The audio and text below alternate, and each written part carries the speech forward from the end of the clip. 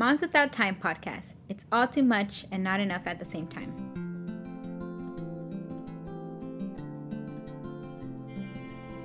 Hello and welcome to Moms Without Time podcast, a show where two moms share their own experiences, thoughts, ideas, and tips on all things being a mom. So we recorded our postpartum episode, and it went so long that we broke it up. Yes. So this first part is our birth experience, and then we will post another one on our postpartum experience. Yes. So even though, because I don't know how editing will be, Yeah. we might reference to it as like postpartum just in general, but mainly the first episode would just be the birth. The birth experience, both of our birth experiences. So we talk a lot. Yeah, it seems like we need it. I know. We're venting right now. I fired my therapist, but now I'm doing a podcast. There we go. There we go. This is our therapy here. So hopefully you tune into both. Welcome back, everyone. We are back at Hogwarts. Do you know what house you're in? You don't even watch Harry Potter. I didn't really. I mean, yes, I did. I watched all 7 movies. Okay, because you're about to offend me right now. Okay, I read 2 of the books. Okay, but what house are you in, though? I mean, I just want to be in Gryffindor.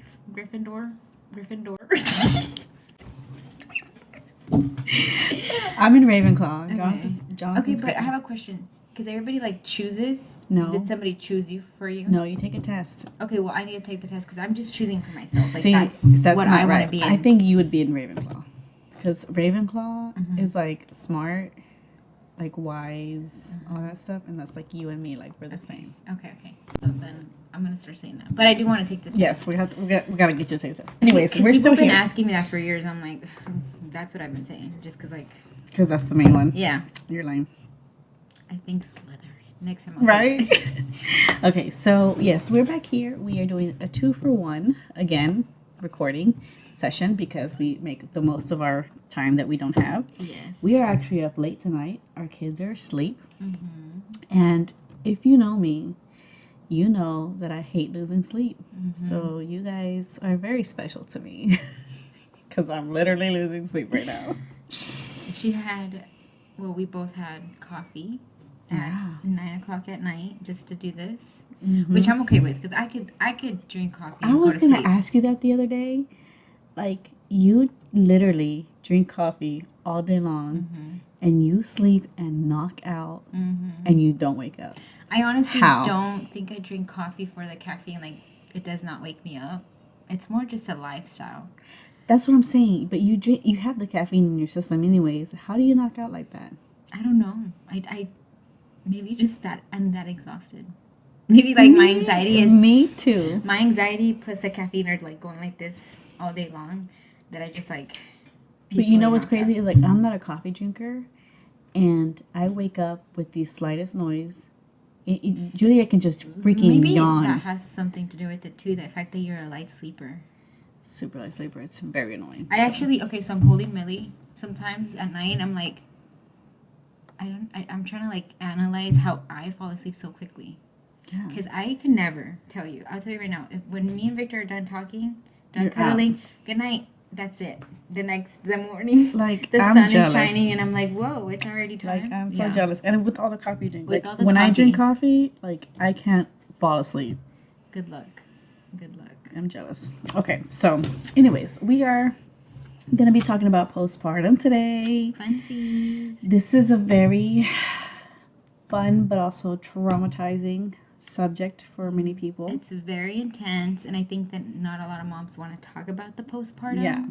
Or maybe society just doesn't allow us to talk as freely about it. But we're here. We're going to do it. We're going to do it. We're going to share probably a lot of information that's probably TMI. But that's okay. If you're going to be a mom, you're a mom already, but if you're pregnant to listening to this, don't get scared. Yeah, everybody's different. 100%. So basically my story is not as traumatizing as yours or stories. My pregnancies were rough.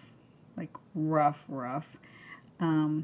But when I talk about Maya's birth experience and postpartum, it's like I could not have planned it any better. Thank God. Because that's probably why you don't want a second, because of the postpartum, you know? 100%. So let me talk about Maya's birth and postpartum. She came in like 9 hours. You hate me right now. You hate me right now. So I did have preeclampsia with Maya. I noticed that my blood pressure had been going up, and I was starting to get some headaches. And I am a nurse, so of course I'm going to check my blood pressure. Many people actually wouldn't, and that scares me, because like I know what signs to look for, and I'm like, what would another mom have done, you know? Been like at the last minute, just it scares me. So I caught the preeclampsia like very early. Like I basically had the urine test to see if I had any protein in the urine, and that's how you kind of see if you your blood pressure is going up, and preeclampsia is like all of that stuff. So I'm gonna get too technical with that, but I didn't have protein in my urine when they first checked me, and I'm like, okay, but like my blood pressure is going up, you know, and I'm having some symptoms, like I was getting headaches. So then and I am a person I'm gonna like continue to harass people, right? So they told me, okay, well, go ahead and do like a 24-hour urine collection. So I did that, and then during that time, I did start having protein in my urine, and so they decided, because my blood pressure was going up, I was having symptoms, and then I had the protein in my urine, that they would go ahead and induce me. So I was scheduled for to get induced on a Monday morning. No. It was like they told me to come in at 9:00 at night. I think it was a Sunday night. So I came in at 9. They got me admitted and everything, and then around 2 in the morning, they gave me like I don't even remember what medication it is on my mind, like, but something to like kind of induce me. I didn't even really get Pitocin, but the nurse told me that she was giving me a fourth of a tab. She was like, I don't even know why I'm doing this. This is like not even gonna do nothing. But I was already 2 centimeters at that point. I was 38 weeks. She came at 38 weeks. And 2:00 is when they gave it to me. By like, I think it was like by 4:00, I was like 6 centimeters. So like 2 hours later, I was there 6 centimeters. And then by like 7:00, I was already like 9 centimeters. So, and I didn't get like... That's gonna be real. You're making faces. So I didn't even get Pitocin or nothing. The doctor basically told me, like, it didn't matter if we induced you today. She was coming today, because it was so fast. I need to stop hating because I love my niece. But yeah, like she was so fast. She came at 9:00, so it was like from 2 to 9. What's that? 7 hours? Ooh, Jesus, she was fast. She was born at 9:24. I feel like the labor experience for me was amazing, because 1, it was so fast, but 2, I did get the epidural, and that was awesome, because the way my epidural worked on me was that everything got numb, but I still had feeling everywhere. It didn't hurt. Like, I could still move my legs. I could still like shift myself around, but nothing was painful. I knew when I had contractions because I could feel them. I could feel my whole, uterus getting tight, but it didn't hurt. So like there were several times like when the doctor was ready, he's like, okay, on the next contraction, like we're gonna start pushing or whatever.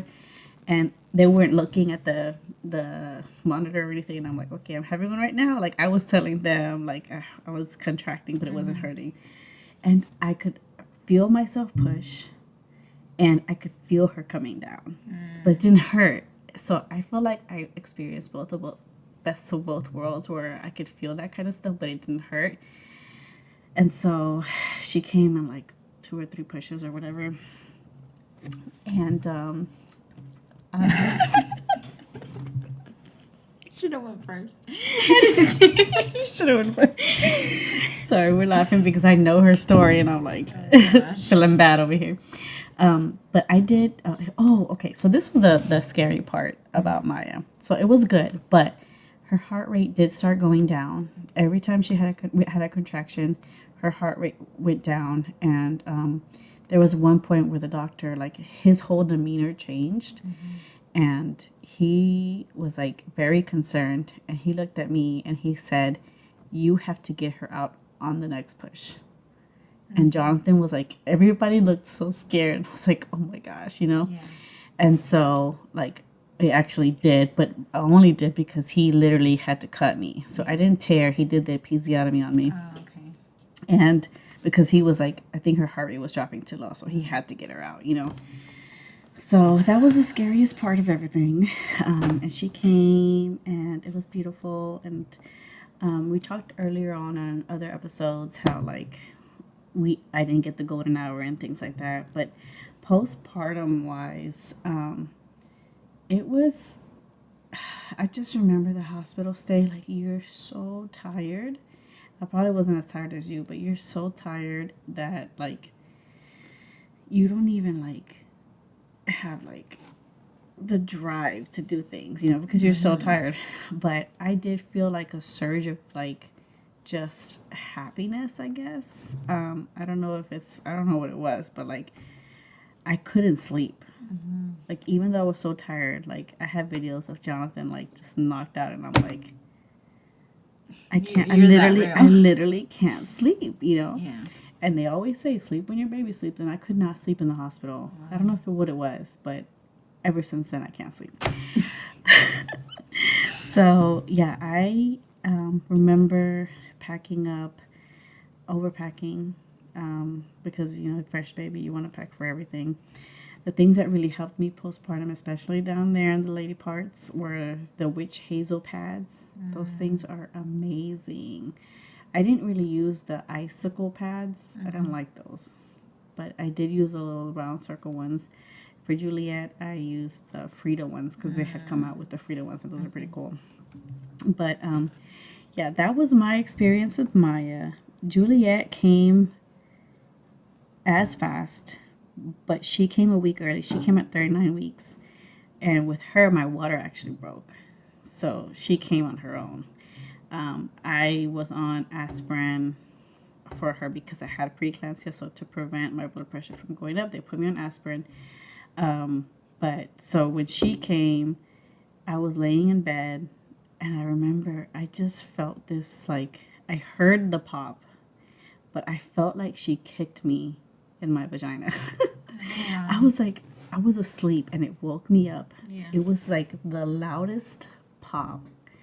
And I was like, oh my gosh, she just kicked me so hard. Like, I jumped up because I was like, how did she kick me down there, you know? Yeah. And so Jonathan, I freaked Jonathan out because I was just like woke up out of my sleep. And so I stood up and then I felt the water coming down my leg. And I was like, oh my God, my water broke, you know? So she came pretty quickly too. I don't even remember what time my baby was born. That's bad. Do you remember what time Millie was born? I believe around between 8 and 10 it was already, like 10 in the morning. Okay, I remember Maya's. I think it was 10 in the morning because I remember at night you texted and then I woke up around 7 or 8 that morning because I was in Houston as well. Not for that same reason, but just like I was up and then I got the text around 10 that she had been born. Okay. And then, Juliet. Yes, Juliet. You're right. She was in the morning too. Yeah. I have a nephew who was born the same day. Oh, yeah. Literally 12 hours after you. Okay. Yours. Yes, I do remember now because my water broke in the middle of the night and I went in and she was born that morning. Yeah. It's between like 8 or 10, something like that. So hers was very similar to Maya. She came super fast. For her, the problem with me was my blood pressure was going down a lot. So they were a little bit worried about that. But the birth experiences and the postpartum were very similar. Like, I was able to get up pretty quickly afterwards. I mean, I was still hurting, of course, because you hurt. And then the uterine cramps are awful. And then you're so tired. Oh, my gosh. And I don't know why, but, like, when they're newborns like that, like, I just can't sleep. I just remember that. Just not being able to sleep. And just looking into their little bassinet and being like, oh, is she breathing? Is she breathing? Sometimes. But yeah, that's my simple birth experience. Very simple. I'm just kidding. It's okay because I forgive you. No, just kidding. My bad. Oh God. So I don't know if this is even a fact, but I feel like you have at least like the medical knowledge, you know. And I think that even though I did in some ways have a little bit of like the medical background, and not in the same level. And Like, so, do you feel like you didn't know what to expect at all? Yeah. And I do also feel like my OB-GYN did not educate me enough, and also didn't like I didn't do a good job of educating myself prior to, like, other than the class that I took and, you know, that textbook they give you that you can read. Yeah. I just don't feel like I really knew coming in how hard it was. I mean, I know that it was like giving birth to an entire human. Yeah. So I know it wasn't going to be like a piece of cake. Well, you don't know what it's like until you go through it. Right. Yeah. But it was like, there was nothing. There was like not even a sense of like, not even facts to help me to be like, okay, this is the fact that this is going to happen next and this is going to happen next. There was like cycles, like first is pre-labor, then you're in actual labor, active labor, and then, you know, all that. But it just didn't click. And I also did get induced because apparently Millie was weighing like much bigger than much bigger than what they thought I could handle. And so my nurse, you know, scheduled an induction. She was like, she's gonna weigh like 8 or 9 pounds by the time you have her, and you're like so such tiny. a tiny person, so you need to like get her out. How do you feel about that now? I hate it. Yeah. It's honestly, it's probably why I can't think right now to have another one, is because that's the beginning of like how everything just went crashing downhill. I feel like because I don't think she was ready, and I feel guilty about that. Aww. She's so like she's healthy. Yeah. She's perfect. Yeah. Her head's round. She has 2 eyes. She has 10 toes, and I still feel like that's messed up. Like I didn't give her that one, because she was born at 39 weeks, so that one more week at least, you know, before I kicked her out, and I feel like it's my fault because I was like, but I also didn't. You didn't know. I did know. Yeah, like and you I was were scared. You were directed to do that though. Like it's not. I mean, of course you have a choice, but if you're not educated on it, what are you gonna do? Now I know. Now you know. I know. And yeah, but I was just scared that she was gonna be 8 and 9, and then it was gonna get serious. So thankfully, even though my birth story was like crazy, like it was still pretty normal, and nothing bad happened during it, so that I wasn't like rushed to get a C-section or anything like that. So thank God I had like a natural birth is what they call it, or a vaginal birth. I don't know. But yeah, I got scheduled at 39 weeks to get an induction. Went in during the winter storms. That was like, that was the biggest factor during the hospital. It was the fact that they were short-staffed. I don't feel like ever in the entire like history of the world have we been short-staffed nurses. Okay, that was the only time. The amount of nurses that people hire. I mean, it's like a surplus of nurses going to school. Like, there's no way you could be short-staffed on nurses. We were short-staffed on nurses. So yeah, I had the same nurse for longer than she needed to be there. I think she was about 16-hour shift, which normally they're only allowed to work like maybe a 12-hour shift. And then my next nurse was also the only nurse on the floor.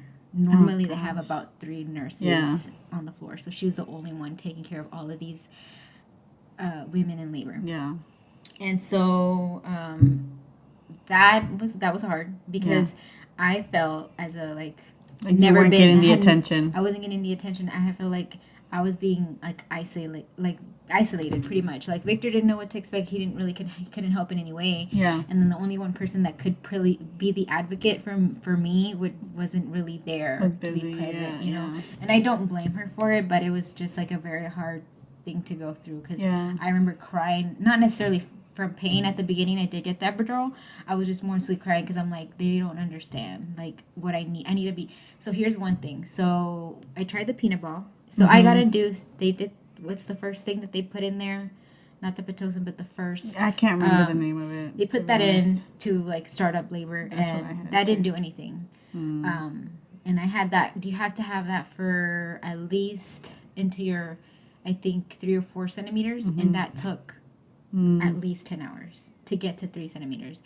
My doctor finally came in around then like 10 hour count, and she came in and saw that I was only like 3 centimeters. So she said, I'm gonna give you another hour, and then if you're 4 or 5, then I will break your water.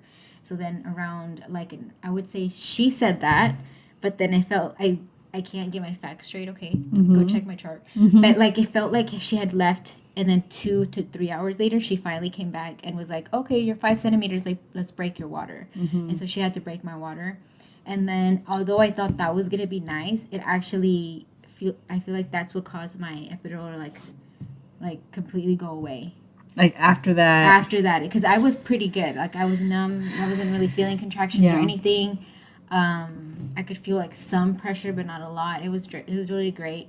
Then she breaks my water, and all of a sudden, I need you to up my epidural, like now, like right now. Yeah. And one thing that they kept saying was that you're supposed to feel this. You're supposed to feel this. You're supposed to feel that. And that's cool. Okay, you guys are like, you know. I don't want to, though.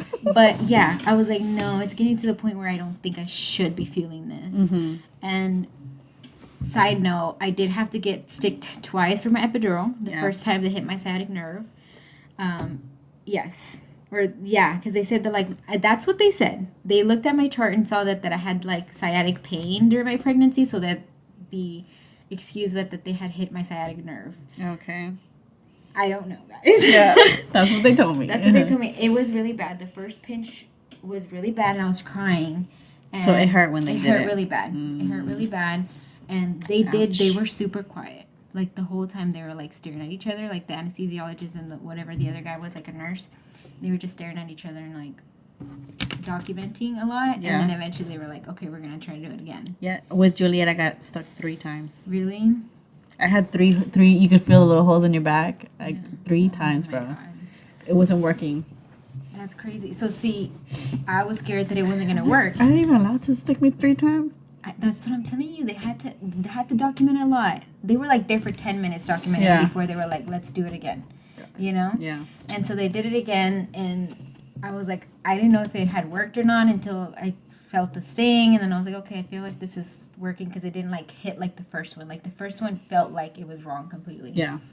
But it was working until they broke my water, and after that, I completely could feel I understand I'm not a freaking, like, ignorant person. Yeah. But the between pain and pressure is, okay? Yes, yes. And I was telling them, This is pain. Yeah. This is not pressure. Yeah.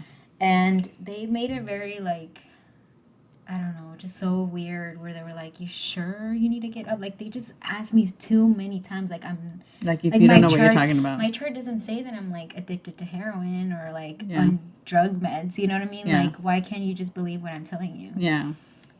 So that led him, to have kind of like I feel like a big tension between me and my nurse, who was also like experienced her own like life around that time. She was like short staffed, whatever. Hours and hours go by. I haven't even I'm on the peanut ball. Okay, because I hear that this is what's going to help me Yeah, bring the the peanut baby ball down. was amazing for me. No. I was on the peanut ball on one side for 5 hours. On an epidural. Like, I can't move myself because it is still working. Yeah. Like, it was still, like, it numbed my legs. I couldn't flip myself. But I could feel the contraction. Yeah, not your legs, but not your uterus. Not my legs, but yes. And so then she would come and she'd be like, do you want me to flip you? She'd flip me to the other side, and then I'd be like, I was there for, like, another 3 hours. And I just don't think that that's how it's supposed to work. Like, maybe, like, an hour, and I would feel like my legs would just get heavier or something, and I would be like really low in the bed because of the peanut butter. It was just like this idea that nobody's really like listening to what I really need right now, and it was okay for them to think that, because like, hey, you haven't had a baby before, so we're telling you this is how you're supposed to go. Like, this is how it has to go. I'm like, okay, whatever. Eventually, there was no upping my meds. They would just refuse it. They were refusing to up my epidural. They were like saying no. And I was like, that's not right. I don't think that that's right. I don't think that they should be doing that. They're like, you have a button. I'm like, this thing has been beeping for like an hour and a half that it's out. I'm not stupid. I used to work at the hospital. Like, this means that it's out, and you haven't given me more epidural. Yeah. And at that one point, so I think I went about 5 hours. My last 5 hours, complete 5 hours, they were without I was still numb in my legs, but I completely didn't have any up, like my epidural was up, so I can start feeling like the pain, but every time they come to check on me, they're like, "You're still 6, you're still 7." By the time I was like, my doctor came in she looked and she was like, "I'm gonna say this is 9. It's not really 9, but you're running the risk of infection because I broke your water like this long ago, and we need to like start pushing." And so I was pushing at 9, even though I wasn't really 9, is what they were saying. Oh my gosh. And then I get another nurse. So this is my third nurse. Finally, a new nurse comes in. I don't know anything about her. I don't even know her name. Okay. I tell her, "You guys need to find me an anesthesiologist and give me more medication." And well, she leaves to try to get me a new anesthesiologist. The anesthesiologist calls my room and is questioning me and asking me, "Do I really need it?" Oh my god. And I'm like, "Well, I'm about to start pushing, so yes, I do need it, And at this point, I'm like barely talking, very heavy breathing. Every time the contraction comes, I clearly know when it's a contraction. I'm like, I can't even talk. I'm like out of breath and like really concentrating on that contraction. So like they clearly know I'm not like faking it. I'm not having a full conversation with them while I'm, having contractions. So they were like, well, okay, we'll come. Well, they have like, they prepped me. I'm laying there, my legs are all the way up, and they're telling me to push and stuff, and then the anesthesiologist didn't come, and so I asked the nurse, and I was like, "Okay, how long am I going to be pushing for?" I'm thinking 3 pushes. No, it's like 3 hours. They're going to give me a 3-hour limit, and after 3 hours, they will take me in to get a C-section if I can't push, because I'm not technically 10 centimeters yet. Oh my But they need to be, that I need to push Millie out now. So I'm pushing, and the contractions are getting, heavier, and they're getting more real, they're getting more painful, and I do also feel the pressure. Thankfully, I could feel the pressure, and I did feel like, I knew that Millie had dropped. I could feel that. I felt when she hit, like, it almost felt like she was hitting my pelvic bone, like her head was really right there. Yeah. So I felt all of that, but alongside that, I was telling them I feel the pain. Yeah. Okay. Yes, my legs are heavy, but that part of my body is like completely intact, and I feel it. But it's okay, whatever. They didn't listen, and I was gonna give up after I pushed for 3 hours, and Millie's head wasn't coming out. It was like this. Okay. Yeah. It was there. Yeah. I had a mirror, and I could see it. And I was like literally praying to Jesus, "Please take this head out." Yeah. And it wasn't, nothing was happening. And the midwife would, I understand that they don't like choose to do the episiotomy lightly. But I think at this point I was like, "You need to rip me open." And she didn't want to. She refused. Oh my gosh. She refused. She's like, "No, I'm not going to do that, honey. Trust me, it's better if you do it for yourself." And I'm like, "I understand that. But you've had me push for 3 hours now. Yeah. And nothing is happening." And so then I boycotted my own birth, and and I said, I cannot push. I couldn't push anymore. I was like literally like in and out, like every contraction was just like, like just death, you know? And then finally, so what happened is that I started pushing. The monitor stopped working for a couple of minutes, like I wouldn't say minutes, but like a few seconds, and then like the room got quiet. Then the midwife called somebody, and all of a sudden 8 people running into my room, and it's everybody in the NICU. So all the specialists and the nurses, they come into the room, and they're like, "We're just here just to make sure." But then Millie's monitor started working again, so thankfully nothing like big happened, and it was pretty short lived, but they were there pretty quickly. And then all of a sudden, I'm like, I tell them. It was a warning. I was like, "This is my last push. If I cannot take Millie out with this push, you guys need to rip me open." And I freaking pushed with my entire like being. This was my my last breath before death, and then she did come out. And Victor's watching this the whole time because he's holding my leg up because we had no one else. It was like Victor and the midwife. Yeah, and that's it. And like, Victor says that the midwife was scooping Millie out. Like, she was, like, going like this. Stop it. He said that he was going like this. As I'm, like, literally doing my last push, I told him already I'm giving up. Yeah. She, like, went like this and, like, like, pretty much ripped her out of me. Yeah. And he was just, like, in shock of the fact that he saw that? He saw that. He saw that. I think that's why he's okay with me just only having one child. He ain't gonna tell you nothing. No. Yeah. He ain't. That Yeah. was no easy. Like that was no easy task. I will say. So now, like just recently, I was having a conversation with someone about she had 3 kids already, and 2 of them were, I think, with epidural, and the other one was like induced with epidural. And so she says that she's like, honey, you did have your epidural. And I was like, what do you mean? And she's like, because did you feel them stitching you up? And I was like, no.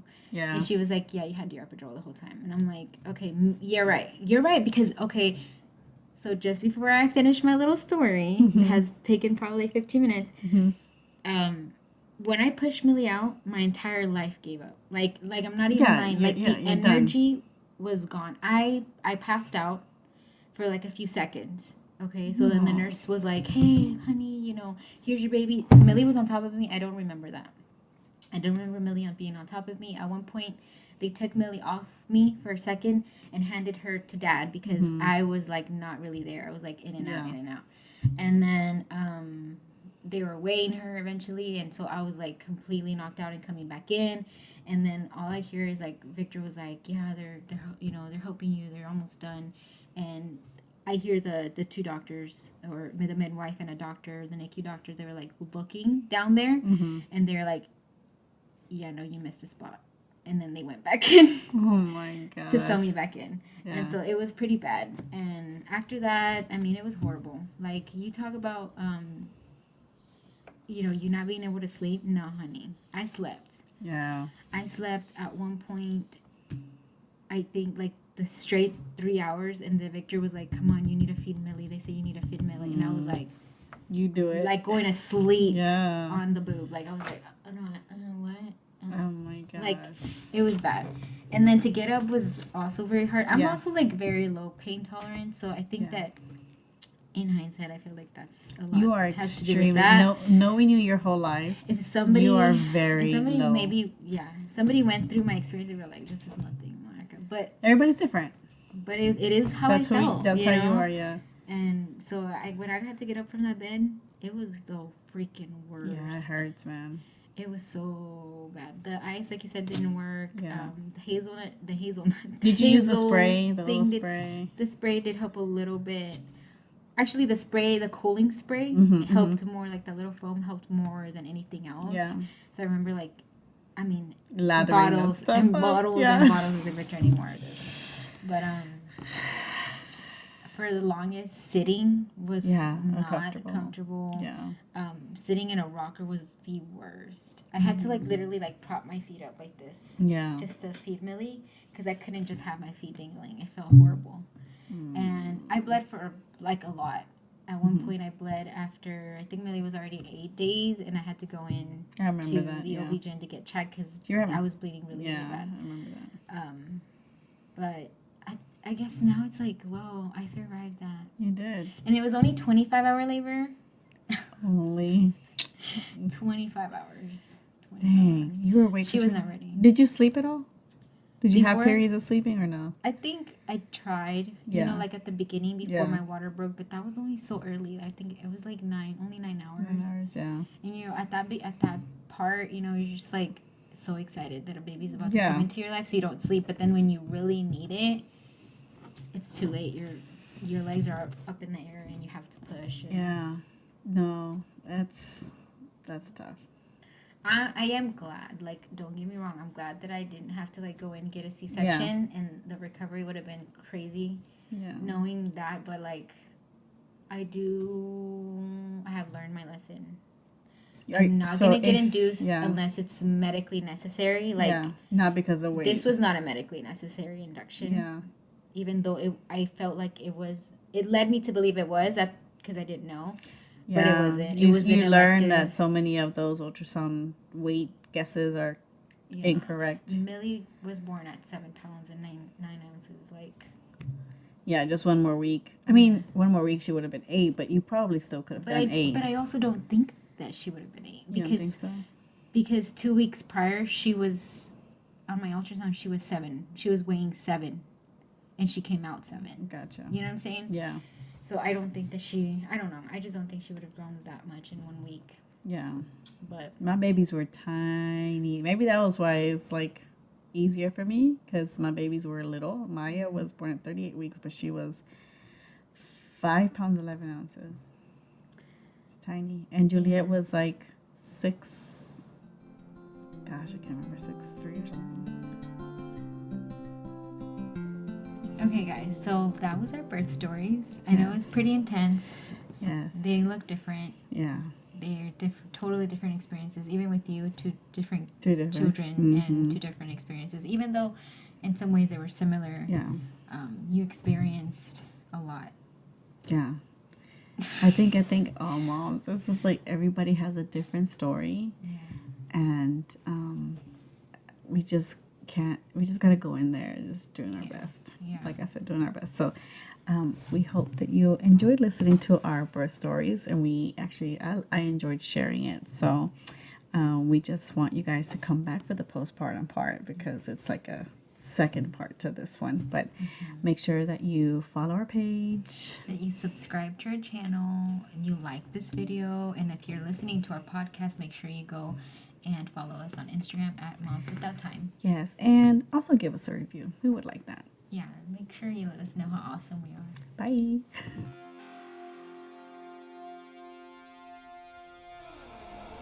Thank you for watching us here on YouTube. Make sure you hit the subscribe button and follow us on Instagram at Moms Without Time. For more information, visit our website at momswithouttime.com and email us at connect@momswithouttime.com.